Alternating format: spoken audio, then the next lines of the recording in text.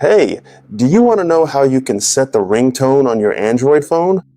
Stick around until the end and I'll show you how to do it. Alright, once we're on our Android phone, we'll go to the settings section, the little gear icon. From there, we go to where it says sound and vibration. In this case, we would choose notifications.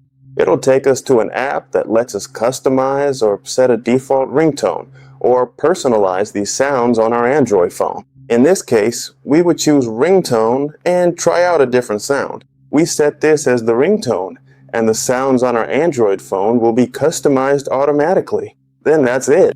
See you in the next video. Bye.